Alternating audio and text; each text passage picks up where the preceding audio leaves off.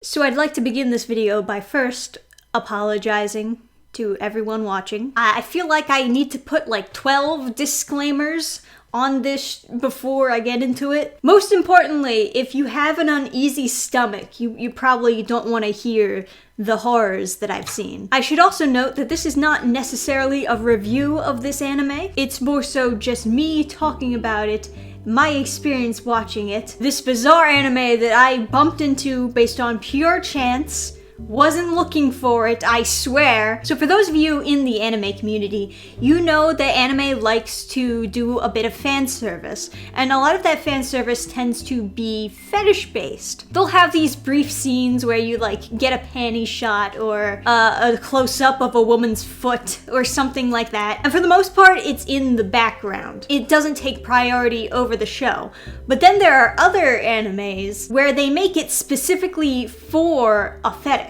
And that fetish in question will take the forefront. And today we're discussing an anime that covers drool fetish. Something that I didn't really know existed till now. So me and Adam wanted to watch cute romance anime together. Now we've already watched a lot of different romance animes, but what we were specifically looking for at the time was a anime that takes place during a relationship rather than building up to the relationship. So naturally, Adam looked up a list online of different animes that were recommended based on that relationship topic. And one of the animes that popped up was Mysterious Girlfriend X. Now at first we thought the 17+ rating was just because the main characters in question engaged in sexual activity, which is something we can handle. We didn't realize at the time that the 17+ rating had nothing to do with the characters having intercourse. In fact, they don't have sex in this anime series. They don't do it. The real reason this got a 17+ rating is because they suck on each other's drool. We weren't expecting that. This is why you should always read the synopsis before going into an anime. Side note, I cannot believe that there is an anime list online. Somebody recommended this fetish anime to us, the reader, using their real name. Like, that's not something that you regularly recommend to other people online, your like weird fetish anime. But oh boy, let's get into this anime because this is a roller coaster ride right here. You're gonna love it. So the anime opens up with the main character talking about sex. It's a complete deflection in my opinion, because like I said, these characters, as far as I can tell by reading the episode synopsises, they never have sex. It's mostly just drool swapping. And then we cut to high school. New girl in class. Classic, right? And she's a weirdo. She's very mysterious, very creepy.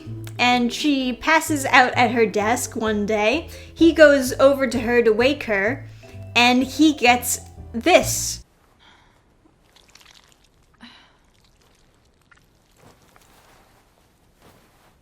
This is how they fall in love. He looks at that drool-covered face and he goes, damn, I want to see other fluids on that face. And he looks down at the puddle of drool that she left over on her desk. And he just takes his finger, laps up part of the drool, and puts it in his mouth while there's horror music playing in the background. That's another theme of this show that's quite bizarre. If you were going to like do a fetish anime, you'd think that you'd make these scenes a little bit more romantic seeming, but instead there's like creepy music box and mysterious violins playing in the background. But I guess that might be part of the fetish, is the idea that it's so weird and so wrong. It's like, oh, you dirty boy. But it just makes it so much more unnerving for the people who don't have that fetish watching the show. They made it as creepy and gross as possible, is basically what I'm trying to say. Now, after he slurps up her drool, he gets sick. At first I thought they were going with the idea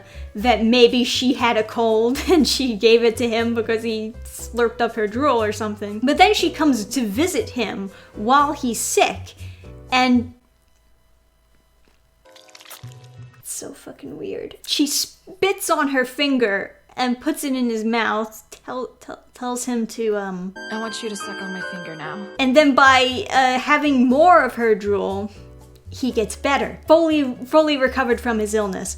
And then it seems as though there's something supernatural about her drool, because the real reason he got sick was from a withdrawal symptom. So he's like, what's going on here? And I thought they were going a supernatural route with this anime as well at this point, because, like I said, there's been nothing but creepy, mysterious music in the background. And the idea of withdrawing from spit is not necessarily what I would consider normal. But no, there's nothing supernatural about this anime.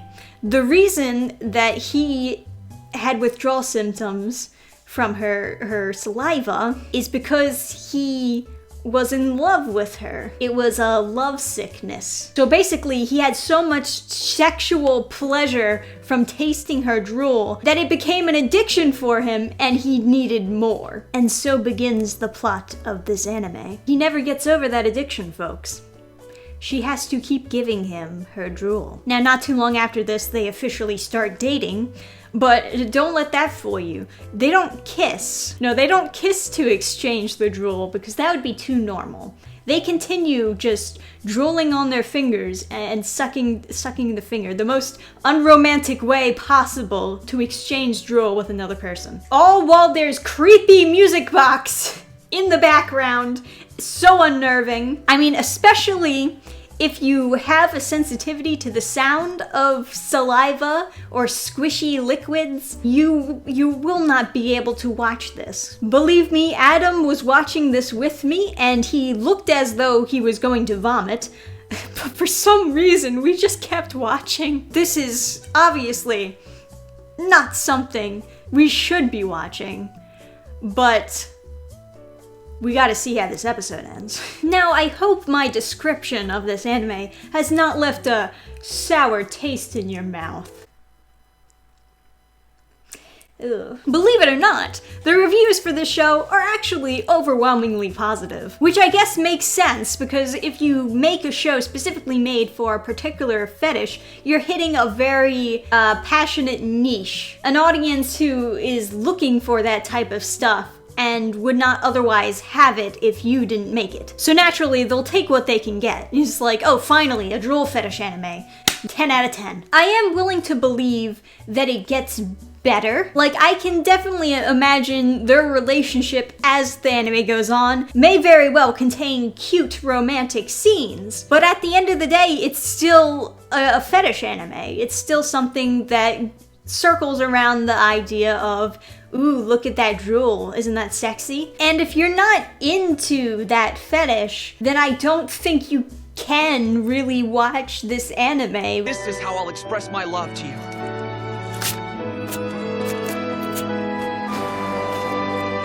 I no longer need any memories of the past, because from this day forward, you're gonna be my girlfriend, Urabe. Aw, that's kind of sweet. Maybe this anime isn't so— Oh my god! Why? You know what's one of the funniest parts about this anime? You know how, like, every anime kind of has those ending themes where they'll show the pinups of the cute girls in the anime and they're all, like, looking sexy or doing something attractive? Well, this show has its own ending theme, and I need to show you, just so you believe me, every single pinup that they show, they're drooling. Every single character, and it zooms in, is like, ooh, look at that drool. Yeah, this outfit is cute and whatever, but that drool, though, look at that! What is happening? What is this? What am I watching? Basement Jesus, help us! So yeah, like I said, the lesson here, read a synopsis of an anime before you watch it. And if you are into the drool fetish, then boy do I have an anime to recommend to you. But me personally, I'm gonna pass on this one, and I'm just going to go wash out the memories of this anime with Stone Clean Soap at stonecleansoap.com, discount code DANFAN. Wash all those pesky memories away. Thank you guys for watching. I'll see you next time. Bye! Suck it. Program restart.